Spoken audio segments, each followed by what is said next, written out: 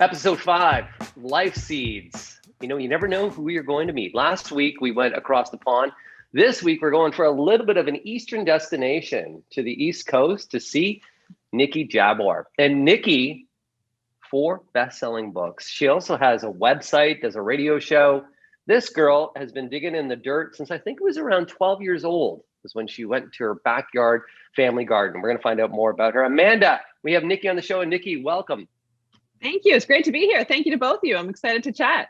We are so excited. Every single time we get a new guest, it's like, okay, Frankie will know them or I'll know them. And you start digging in deeper on their story and we just get lost. So first and foremost, Niki, Frankie just mentioned it. You went into the garden 12 years old. Is that the story? Was the internet wrong or right with us today? Oh my gosh, that's a good question. I think I took over the family like little vegetable garden when I was 12 years old. But I was, picking flowers and forget-me-nots and dandelions with my sisters and, my grandmothers and my mom long before that, of course. Like most people, my interest was sparked as a kid because I was always surrounded by plants. And by the time I was 12, I was pretty much focused on the food gardening, and I definitely took over the family plot by then. Yeah, so that's pretty accurate. Tell us how you took over the plot. You kind of changed some things with the plot as well. I did. Well, I mean, when I say it was a family vegetable plot, I mean, I'm being kind to it because it was not a productive garden by any means, but it was enough of a food garden that it showed me that how much better food tastes when you grow it yourself. So I, my dad worked a lot. He was busy. My mom, took care of all of us. So there wasn't a lot of time, but they always made time for a food garden. So, every May, because here on the East Coast, we get late frosts. I mean, honestly, guys, it's snowing outside my window right now. Okay. I don't even know how to feel about that, but there's snow on the ground. It is snowing. But yeah, so we would plant it in May and it would give us beans and tomatoes and cucumbers and, a little bit of vegetables, a lot of weeds. So that was one of my first early jobs. But I just fell in love with it. I fell in love with the fact I could plant seeds for something like a carrot. And then, 60 days later, pull up a carrot and it tasted so good. And I was a fussy eater, I didn't like a lot of vegetables. So growing them, I think really introduced me to how fresh and delicious vegetables can be when you grow them yourself. And that stuck with me. And I definitely became less of a fussy eater with the more vegetables I grew. That's one of Frankie's best tips is like, if you want kids to eat more vegetables, teach them how to grow it, get them excited about it. And Totally. I'm so excited to do that as well. Fingers crossed. I also have kids later. So you mentioned, you were growing a couple of different things in the garden. What was your go-to then? And what's your go-to now? Oh my gosh. Back when I was a kid, I didn't really know anything. It was all about experimenting and trying new things. But what fascinated me really early on was growing herbs, honestly. Like the fact all these little bits of green bottles in my mother's spice cupboard, I could grow those things. Was fascinating to me. And there is a Canadian garden writer, Patrick Lima, who wrote, I think it was called The Harrowsmith Illustrated Guide to Herbs. I still have that book on my shelf. It was one of the first, probably the first gardening book I ever got. When I was probably 15 or 16. And it inspired me so much. His lyrical writing, the descriptions of these plants, his garden lark whistle, all the photos. I kind of fell into growing herbs like a rabbit hole, I guess. And I started growing things like chamomile and lemon balm. I mean, who heard of that stuff when you're 16, right? And I grew them myself from seed, sometimes successfully, sometimes incredibly unsuccessfully, but I had so much fun. And, I remember by the time I went to university, I had a dorm room, but I didn't have a roommate. So the second bed was turned into my grow up. It was just grow lights and herbs and flowers and host plants and all these great things. And it was so much fun. And now I love to grow so many different types of things, but my third book was about Veggie Garden Remix, about unusual vegetables and really interesting global crops. And that kind of was sparked because I married an immigrant. My husband originally came from Lebanon. So I really wanted to grow plants, for his parents and him, that they would recognize the different types of vegetables. So now I love to grow a lot of global vegetables. So I think I've gone from your standard, vegetables to herbs and now to whatever I can grow. And, now it's so easy to get seeds from anywhere. So many of our Canadian seed companies offer a great selection of global and unusual varieties. So it's really fun to experiment in the garden still. So I guess that's one thing gardeners never lose, the desire to experiment and try new things. I wanted to call this episode a little bit about challenge yourself, because you mentioned that you are on the East Coast. Your newest book, which is called Growing Undercover, talks a little bit about kind of extending the seasons, but that's really what you're known for, is feeding your family 365 days of the year from your garden. And that's how you challenged yourself with that. So you challenged yourself with that in the garden. How do you challenge yourself in life? Yeah, I mean, it's, I almost feel like I have a lens of, the pandemic now from the past, 13 months or so. And all the challenges we used to think were so important have changed so much and shifted. I challenge myself because I try to put a lot into my career and working hard and connecting with gardeners and education. I'm all about science-based education and gardening information. So I'm always reading more and trying to learn more. And I think that's the best thing about gardening, is the fact that you'll never know everything. I mean, I could study just cucumbers and still never know everything. Mm-hmm. It's fantastic. Mm-hmm. And I love the fact that I can always learn more from everybody. And so I challenge myself, I think, by, tackling new projects in the garden and trying new things, and in my daily life as well with my family. One of the things I've really taken to heart this past year is not working all the time, so it's hard in the digital world, especially when so much of your work is digital and such, or you freelance. Not working nights and weekends, and unplugging now is such an incredible thing to me, and it's made me more productive. So who knew working less would make me more productive? So that's one of the things that I've really taken to heart this past year, and I'm definitely going to keep doing moving forward. That's such a big lesson. I've definitely noticed that as well. But, you still slip into the days when you don't follow that rule, which is tough. And I think online social media, doing things like that, but also the garden, like there's always something you could be doing. Even when you said as a kid, the weeds, that was something, there's always going to be weeds that you could pick somewhere. I'm wondering what's been the biggest outcome besides productivity, like with your family and things like that, that you've noticed. Like, do you bring them into the garden as well? Is that a way that you log off now?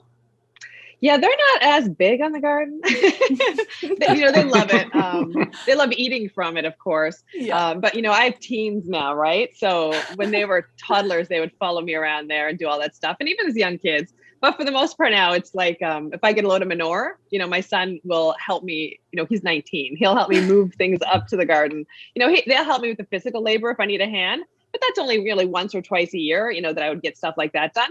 But my daughter, who's 16, like they love to sit up there and just enjoy the garden. And I think one thing which is, amazing is the fact that, my kids, through osmosis, I guess, they understand that the garden isn't just vegetables. They can go up there and sit in it, and they're just going to watch the hummingbirds and the bees and be able to point out that there's different species of bees. And they know what hoverflies are, and ladybugs and lacewings. So to them, it's an actual ecosystem. And I didn't realize that as a kid gardening, but I think people are so, better educated, and there's more information out there now that people realize what a diverse ecosystem of food garden or any type of garden is.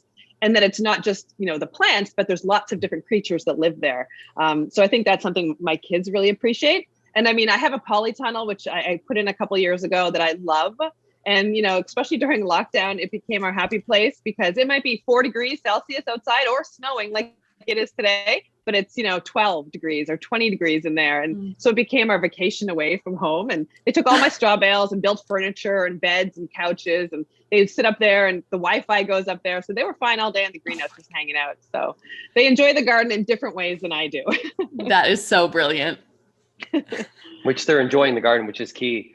Gardening now all of a sudden has become a little bit cool too. So some teenagers are getting into it, and many millennials are getting into it.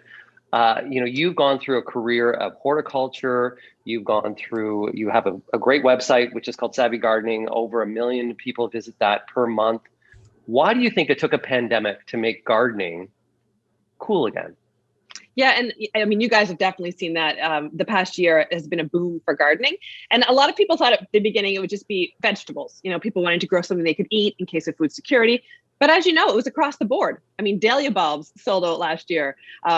Trees and shrubs, perennials, annual flowers, everything was super popular, and it continues to be popular even now. We're seeing that gardening boom again. Seed companies had a bigger boom this year, I think, than they did in 2020, which is fantastic. And I think part of it is that we're home, but I think part of it is we all just thought about our goals in life and all those things that we said, someday I'm going to put a garden in. someday I'm going to landscape this corner of my home. You know, someday I'm going to redo my deck and create a little outdoor sitting area like you see in the magazines and the websites. And someday became that day. And, you know, now it's hard to get lumber, or if you can, it's super expensive. But I think everybody, you know, just decided to do all those goals now. And you're right about the teenagers, like my nieces. I have a niece who's starting a job right now. She's a teenager at a garden center this spring, and she's so excited. And she loves to grow vegetables, and she has since she was little. We'd always give her seeds to try and fun things to grow. But the kids love it. They love their indoor plants. And I think, you know, a lot of them know it's been an anxious, stressful time. And they actually do see gardening as plants as therapy, which is fantastic, because it is good, not just for our physical health, but also our mental health too. So you love all these seeds, new seeds, discovering new things, trying new things, it sounds. What's the most recent thing that you've discovered that you're geeking out? Because here at Life Seeds, we love to geek out about learning new things. Well, I want to hear what you guys are growing this year too, because I want to get more ideas for my garden. So I want to hear what you guys are geeking out over. For me, I'm totally obsessed. You know, a couple of years ago was cucamelons. You know, I loved the cucamelons and I wrote about them a lot and such. Now it's cucumber melons, which are botanically musk melons, but they look and taste like cucumbers. And so this is a big Lebanese vegetable. When we were in Lebanon a couple of years ago, all the vegetable markets you drive by, they have just stacks of these cucumber melons, which are called mekti. And so, you know, a lot of us think of those, if you order them from a seed company in Canada or the US, they're called Armenian cucumbers. But again, they're melons. And, you know, we think there's just one type of Armenian cucumber, but there's so many, just like tomatoes. There's all these different varieties. So I've been collecting different varieties from Italy and the Mideast through Canadian global seed companies. And I've probably got about 12 varieties to grow this year. And I'm also, because I don't have enough to do, next weekend, I've rented a tractor and I'm digging up the rest of my back lawn and putting in a whole new area for low maintenance perennial food beds and some more pollinator plants and roses and such. So, but tell me what you guys are geeking out about this year, because I would love some more ideas. Frankie, you go first. What I'm geeking out about is that I have a new property. So I have a new home. I actually used to live on about 2 acres of property, and now I live in a small residential setting just because of a change in life. So I have a backyard right now that actually has, I moved in November, that has not one plant in the backyard. It actually has a fairly large, significant concrete pad that's a stamped concrete, so it looks decorative. So this year I'm going to be growing a lot of vegetables in troughs. So I'll be growing those in stock troughs, which are raised beds, which is kind of fun. I need to privatize the backyard. So I'm geeking out right now over some columnar oaks, because I need to create some privacy in the backyard, but not really take up square footage. So I'm doing that overall.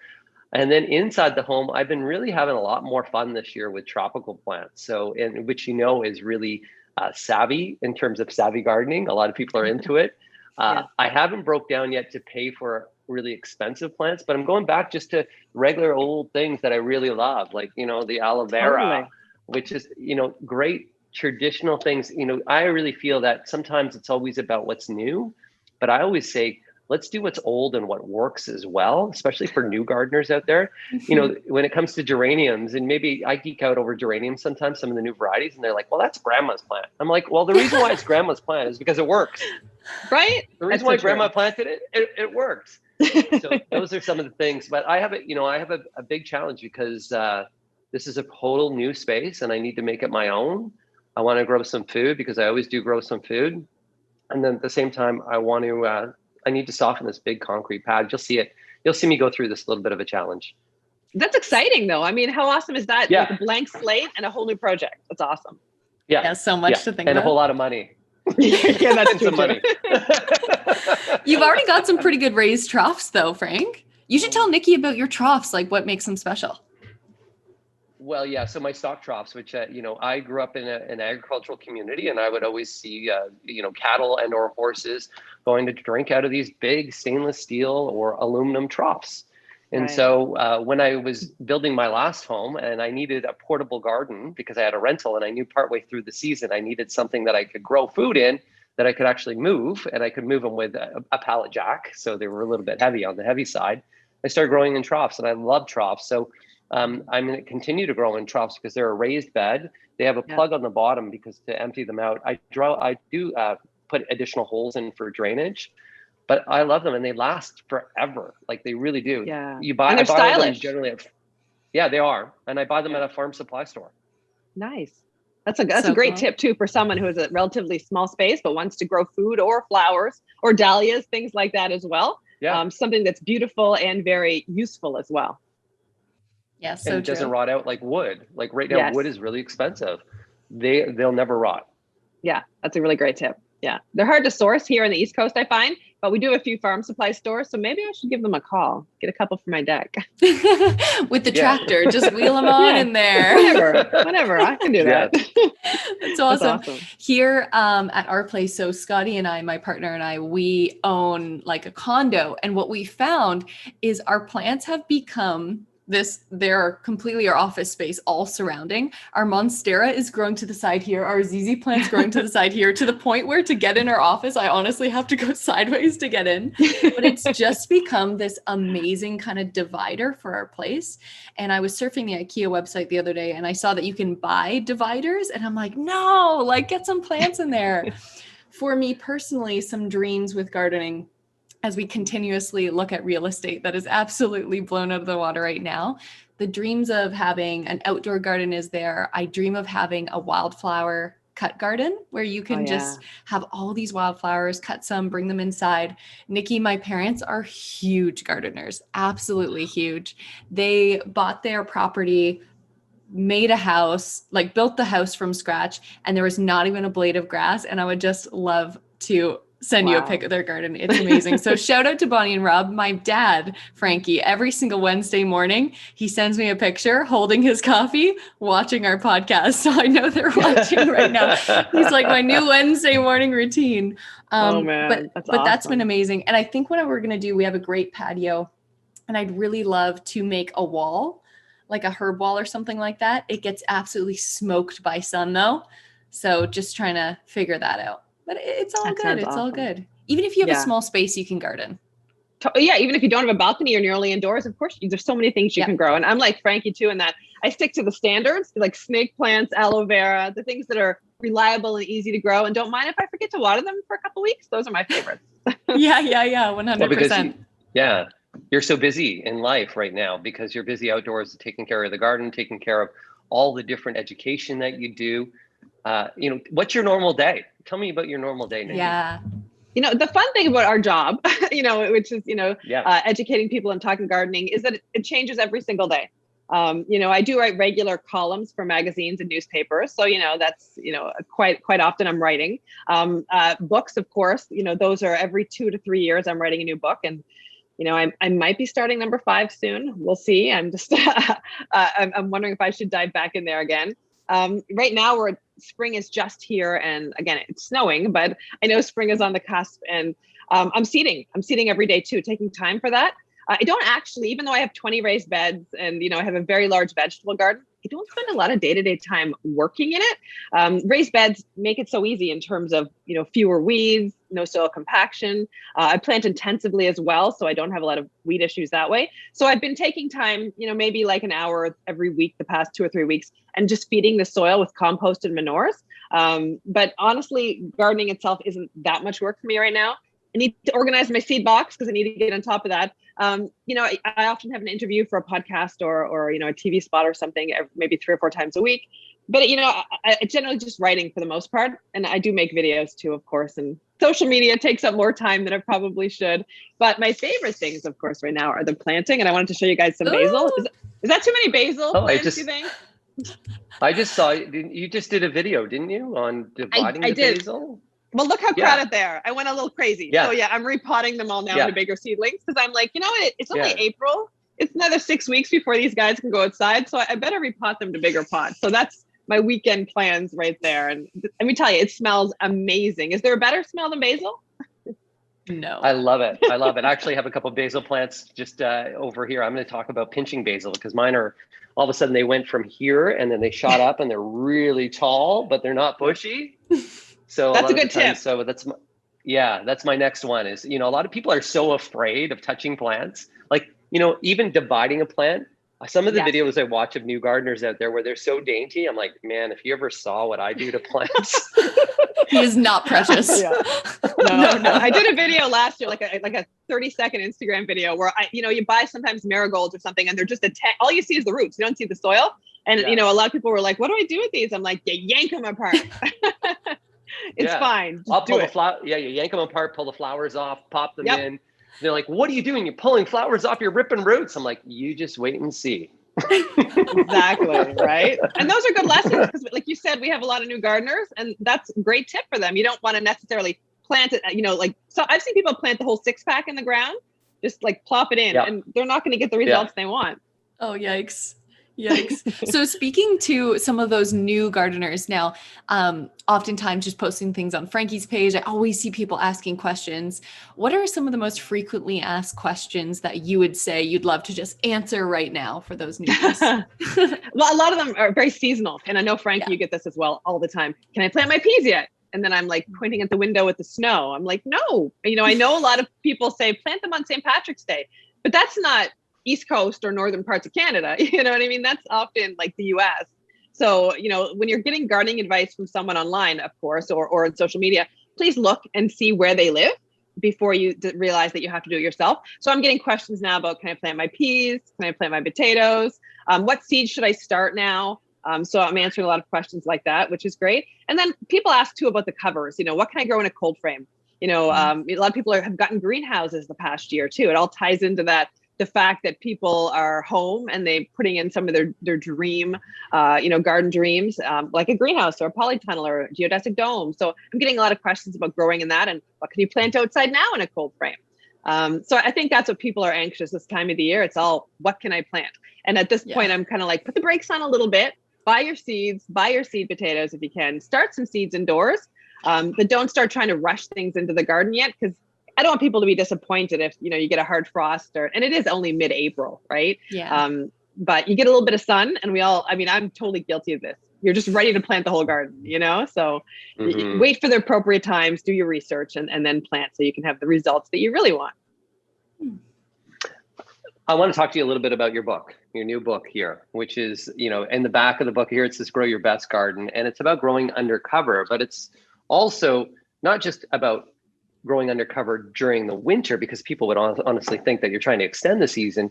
It's about using cover during the summer as well to prevent insects. Talk to me a little bit about that. Yeah, I know I'm the crazy winter garden lady. A lot of people, that's what you got. Yeah, literally, people ask me that in the grocery store. Are you that crazy winter garden lady? I guess so. Sure. I do. Obviously, as you mentioned earlier, harvest year round from the vegetable garden. And I use there's lots of different ways I do that, which is in the book. But covers are not just for winter harvesting. You can definitely extend your season in spring and fall too. But it's also about preventing the deer, the rabbits, the groundhogs, the squirrels, the chipmunks, and then the smaller pests too. Everything from slugs and flea beetles and cucumber beetles and potato beetles. So I use covers like insect barrier netting, lightweight row covers, things like this to prevent pests from eating my vegetables, as well as just help them get established. I can tell you the day I plant my cabbage or my broccoli plants, there are cabbage butterflies, cabbage moths out there flying around, waiting to land on them. I opened the greenhouse door yesterday to go in actually and kind of vent the greenhouse. And as I opened the door, cabbage moth flew in. I was like, where did you even come from? It's like freezing out here, right? They were waiting. It's literally like a joke. You couldn't write that material. And, so using covers just helps prevent those pests from eating my plants, gives them a great head start. Sometimes it gives them a microclimate, when the days are cool, like in spring like this, having a mini hoop tunnel over my lettuce in the garden. It just helps create that microclimate and protects the plants. So I get bigger harvests, healthier plants, prevents pests, little and big, from eating my vegetables, and it allows me to grow year round. So there's a lot of reasons to use garden covers. That's so cool. Oh my gosh. I so badly want to get just one tiny little greenhouse that I can have on a plot of land somewhere. And Frankie was telling me that you grow vegetables all year long and you use that for suppers and meals and all this kind of stuff.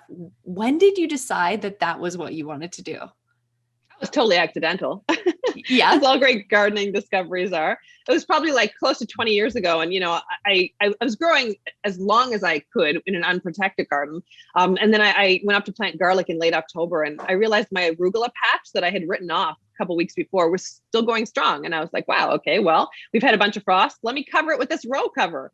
And we ate that arugula till Christmas, you know? And then I'm like, well, what else can I do? You know, what else can I grow? What else can I use to protect my vegetables? And then I started learning about the mizunas and mustards and using, you know, spinach and how hardy that is. And then, you know, root crops, if I, you know, mulch them or insulate them for winter harvesting. And then I discovered cold frames and then I just experimented and, you know, not everything works. I certainly can't grow carrots or cucumbers or tomatoes in the winter.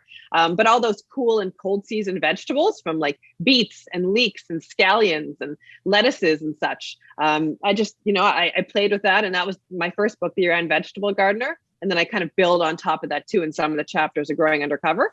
But it's really quite easy to do. I'm in zone 5 in Halifax, Nova Scotia, and I harvest year round for my garden. And in winter, we have about 30 types of vegetables we harvest. So it's not just kale. People say, what do you have, just kale? Mm-hmm. I'm like, no, there's a lot of vegetables you can do that with. Yeah. A lot, you know, Amanda said that she has a dream there about having a greenhouse, and many gardeners that I talk to are like, I always dream of a greenhouse. And I grew up in greenhouses. Like my family has many greenhouses.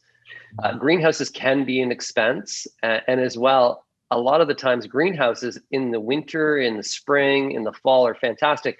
In the summer, it's sometimes hard to make plants actually live in a greenhouse.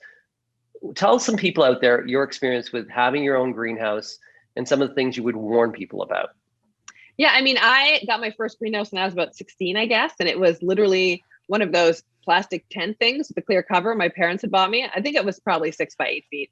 And I used it to harden off my seedlings and start some seedlings. And I had so much fun with it. And it was amazing. And, you know, now I have a 14 by 24 foot polytunnel. And, you know, I talk about this in the book, comparing greenhouses and polytunnels and geodesic domes and stuff, of course.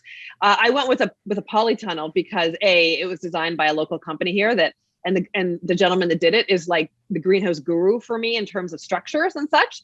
So right before he retired, he designed the structure for the company and they sell them. So that's why I went with this model. But also, I mean, if I compare that to a glass greenhouse, which, I mean, you know, Amanda, like we probably have the same dream of this Victorian glass greenhouse sort of thing, right? Who doesn't? Yes. But I compared the prices and it was like $150,000 to like $2,000. You know what I mean? So I went with the polytunnel, and then I paid a little bit extra to get roll-up sides, which I know you would realize, Frankie, of course, is just incredible. Right, venting makes it so easy. But I'm seeing a lot of backyard greenhouse kits right now for sale from all of the different types of stores and online and, you know, big box stores in Canada. So if somebody is looking for a greenhouse, I would say first, why? What do you want to do with it? Are you looking to extend your season into winter harvesting? You know, because a lot of those structures are flimsy. You know, especially if they're really inexpensive, and they might not be, you know, have a snow load in terms of being able to withstand heavy snow or high winds. If you're in a windy area like I am, I get nor'easters and hurricanes. So think about what you want to do with your structure and then pick one that'll meet your geographic region and your goals. Maybe if you're in a place like Calgary, you just want to have a more reliable tomato crop in summer. Well, that's going to create a great microclimate around your plants and help that. So think about that before you pull out your credit card to buy a greenhouse. But in summertime, I roll up the sides. My sides of my greenhouse are pretty much open all May, June, July, August, September, October, November to allow air to flow. So it helps keep the temperatures down in the summer for sure. And being, realizing you're going to have to water in a covered structure like a greenhouse. Rain doesn't get to it. So I do water, but I also mulch my plants in the greenhouse with straw so I don't have to water quite as much. So I water probably 3 times a week in the greenhouse. But if I didn't mulch the soil, I would have to water every day. So, I mean, yeah, it's definitely a learning curve when you're starting with a greenhouse, but that's one of the reasons I wrote Growing Undercover, to make it easier for people. Oh, that is all such good information. Sorry, Frank, you go. And I want to add a tip too, because, we talked about the roll-up sides. You talked about you opened the doors yesterday to vent out the greenhouse. Yeah. When you open the doors of your greenhouse, if it's a windy day, make sure that you open up both doors, because some people don't realize if you just open up one door, the wind can actually pick up your greenhouse and move it for you. We have all seen those clips of trampolines just being flung across backyards. This is the greenhouse version of that. Like if we're getting a hurricane or something strong, like we often get them in, the summertime, I batten down the hatches. I don't open anything, because if you do, like you say, open just one door or a window, you're giving wind a way to get in there. So I shut it all down completely and just weather out the storm. Oh my gosh. Yeah. Wow. Frankie, Yeah. one of my favorite things when I talk to you every single season is what's trending. And I know that we always kind of do a little trending report. Now I've heard your side, but Niki, I got to hear from you. What do you think is trending this year in gardening that you're seeing a lot of? Well, I mean, I think Frankie has the pulse on what's trending in the garden for sure. But I mean, I think edible gardening is going to be huge again. And you know, it hasn't changed a lot in the past couple of years. It's like food gardening. It's also pollinator gardening. We're gardening for the bees. A lot of people putting native plants in, or even just trying to think about diversity and biodiversity, and including plants that bloom from early spring until late fall, and thinking about the bees and the butterflies. You know, I think those are two of the biggest trends. And I think people growing food in containers, you know, is really up there again. And you know, not only in, you know, traditional plastic pots, but also like Frankie in troughs, in grow bags. Fabric grow bags are super popular. Pretty much anything you can grow a plant in, I think right now, people are going to plant in there. So yeah, I think those are some of the biggest trends really. But I do see a lot of people experimenting and trying new things as well. Maybe things that they didn't traditionally grow in, you know, in their growing up gardens in Canada, like me, like ground cherries, tomatillos, cucamelons, a lot of things like that I see gardeners growing too, and all the heritage tomato varieties. It's so exciting, all these varieties and unique things we can get from our seed companies here in Canada and our garden centers. So yeah, I would say those are the biggest trends I'm seeing anyway. I have another question for you too. So you were talking about your kids, and we here at Life Seeds, forgive me, we talk a little bit about life lessons. Do you think gardeners make better parents? Oh man, I'm gonna get in trouble by the non-gardeners. Hey, let's do it. All right, well, yeah, I'm getting all these angry Facebook messages. I think we're more patient, you know, obviously, because I think, you know, like growing seeds teaches us that you plant something and you nurture it and you care for it, and it takes a long time to grow. So yeah, I think we can be more patient for sure. Although I also seen some gardeners that aren't so patient. They want an instant results, and you know, anyway. But I think generally we probably learn to be more patient, especially if you're a lifelong gardener. So I would think that would be the biggest takeaway that I have learned as a parent. You know, and I think too, sometimes the best things in the garden are accidents. You know, all of a sudden I'll have sweet alyssum pop up under a tomato where I didn't plant it, or, you know, something growing in the cracks along a rock wall that just popped out of there from nowhere, and it looks amazing. You know, so I also think that we realize you have to sometimes let things take their own course, and that is true with kids as well. You know what I mean? You have to realize that sometimes their interests and their things, you know, are in the end the very best things that they could ever do. So you have to let them be themselves and grow themselves as well.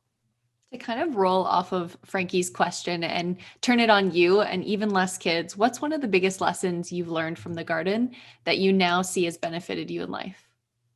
Yeah, I mean, I got into gardening because it made me happy. And I don't think I realized that then. I was just so interested in all the plants I could grow and learning about them. And I think, you know, that is to me still the most important thing about gardening. It makes me happy.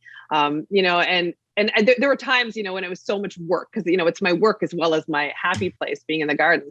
I worried that making it my work would make it more of a stressful for me, that I wouldn't want to go out and have to do things and stuff. But it's never become a chore. It makes me so happy. So knowing that I can just go up there and sit in the middle of the garden and just take it all in. You know, I don't always feel the need to pull weeds right away, or, you know what I mean? I can sit there and I can just be sometimes in the garden and watch those hummingbirds, you know, fight over the hummingbird feeder. You know, I watch those pole beans grow. And to me, you know, it's taught me to take time just to appreciate that and the little things. And it's taught me so much about nature, you know what I mean? About so many wider lessons in nature as well that I probably never would have realized. You know, I let piles of logs, you know, I leave all these areas that are more natural around my garden. Now, I know living in Halifax, I have a little more land than some people in a really urban area might have, but I'll leave piles of sticks and logs, you know, for the beetles, which will eat some, you know, bad bugs in my garden. I'll leave them for the birds. I'll leave them for more different types of diversity in my garden. So, you know, I don't take it too seriously. I have a good time up there. It makes me happy. And I think to me, that's probably the biggest life lesson of all. Frank, I just want to add one more thing to that, because I never realized that that's something I really learned during this pandemic as well. And it wasn't even gardening, but I love that that was your life lesson, because I was talking to Scotty the other day. We just got a puppy, and there are some moments where it's like so chaotic, right? You guys both have kids, and you know, you're just trying to, one, survive, two, just get everything done that you need to. And he was telling me the other day, oh yeah, we had laundry on the rack. It had finally dried. He was like, I could put this away now, or I could just leave it for later. And she was at a calm moment and just go spend time together. And I love the fact that you brought up that, where it's like, yeah, I could be pulling those weeds, but I'd also like to just enjoy this process and not always be working on it. So thanks for sharing that one. Yeah. Yeah. No, and Puppy, what's Puppy's name? Her name is Rosie. Maybe I'll go grab her while Frankie asks the question. One second. Nah, she loves it. This is so recently engaged as well, Amanda. So she started off with plants, then got engaged, now puppy, then she'll be ready for kids. Oh my gosh, she's so cute. Yeah, she's a little golden doodle, and we'll put a little picture of her on the Life Seeds Instagram if you guys are not watching on YouTube. She's gosh, yeah. Nothing like puppy pictures. Puppy pictures are better than plant pictures. Okay, on the record, I said that. Yeah. Oh my gosh, that's awesome. You know, in life, I think in life, we are always in the weeds at some points during our lives. So you hear that phrase about being in the weeds, and sometimes you just got to take it one weed at a time as well. So now that in spring, you're in the weeds, you're really, really busy in spring. Spring is a busy time for anybody out there communicating gardening. What are some things that you do each and every day to make sure that you can stay level-headed, that you feel that you're not being overwhelmed? What is something, is it a bath? Is it a cup of tea? What is something where you pause just to allow you to kind of feel not overwhelmed? Yeah, you know, I do drink a lot of tea far more than I should, but that's okay. Yeah, so I'm definitely a tea granny. I'm obsessed. But I also, I love to sit outside on our deck, you know, and yesterday I was out there and, you know, I knew I had some work to do, but there was a couple woodpeckers in the tree nearby, and I was just watching them looking for grubs and worms and little bugs in the bark of those old kind of dead trees that we left as a snag around the garden. You know, listening to the chickadees.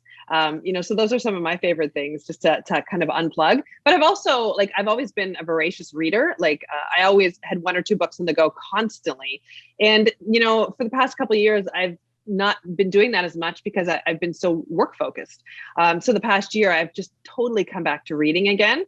And, you know, sitting on the couch, reading a book for 2 hours, you know, I would have maybe 2 years ago been like, I don't have the time for that anymore. But now I'm like, totally, yeah, let's do that. Let's get a nice blanket, a cup of tea, and I'm just going to immerse myself in this book for an hour or two. So I'm giving myself permission to love that again and do that again, and realize that that's an important part of my life in terms of, you know, something that I do that makes me happy and relaxes me. Scott always says we work to live. We don't live to work. That's what it is. I love that you give yourself permission. Frankie, do you have any more questions? No, you know what? I think the main question is now is, you know, how do people reach out to you? Okay, so this book here, of course, is Growing Undercover. It's available everywhere books are sold. But as well, what are some other things that you really want to tell people about reaching out to you if they want more information? How can I connect with Niki? Well, Savvy Gardening is great. Like I said, we have over 1 million people a month visiting us there. It's a science-based gardening website that I have with Tara Nolan of Toronto and Jessica Wallace of Pittsburgh, and so much fun. And also, of course, Instagram. I have about 150,000 followers that I connect with on Instagram, and I learn so much from. And it's just such a fantastic platform for gardening, of course, and sharing tips and ideas. Twitter, Facebook. Those are the regular ways to reach me. And then my radio show kicks off season 14 in 2 weeks on News 95.7 in Halifax and News 1310 in Ottawa.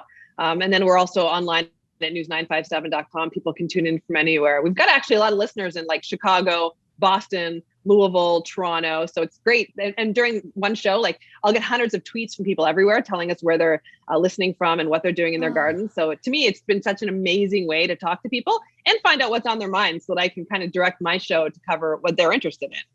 Especially now, it's so great just creating that community and feeling like we're all in this together. Frankie, shall you take us out? Niki, the place to be is in the garden with thee. You grow so well that things really don't smell, even in your compost. Hey, boom! That was very good, very good. Thank you, guys. This has been what a fantastic way for me to kick off my spring gardening season. This is great. Thank you both so much. Oh my gosh, Frankie, 1, she has an amazing voice. 2, an amazing presence and energy. And 3, Niki knows a lot about gardening. Yeah, she's science-based. She talked a little bit about that because she did go to school for horticulture. So it's not that she's an accidental gardener. She started off maybe as an accident as 12 years of age, but became a career passion and has this this need to know more. And so her education has continued. I love talking to gardeners from all over the world because you always learn something new because they have challenges. And her challenge, of course, is, hurricanes, nor'easters, a shortened garden season. How do you battle? Well, you know what? She figures it out and grows undercover. Yeah, I love that she mentioned even Calgary at one point, because I think when we think about growing in Canada, we automatically think about that shorter growing season, which can alone intimidate people out of investing into gardening, I think. But we really I was so inspired by her growing all the way through the winter and figuring out ways to do it. You can definitely do it if you're interested. Yeah, so some of the life lessons today was, challenge yourself. Never say never, because there's always a solution. A little bit about patience. I kind of like the advice about parenting as well. And then as well, freedom. Having the freedom to make mistakes and to see where the garden will take you or where life will take you is really, really important. Well, I'm going to pop up some of these things, like how she mentioned greenhouse, polytunnel, geodesic dome. If you guys don't know what that is, I'm going to throw up some pictures on Life Seeds Podcast on Instagram. And Frankie, you can find me at Below the Blonde on Instagram. And yourself, where can we find you? At Frank Ferragini, and also on Facebook at Ask Frankie Flowers. I'm there weekly answering your garden questions, Sundays at 9 a.m. Gardening, it's always a good blooming time. Booyah! Episode 5.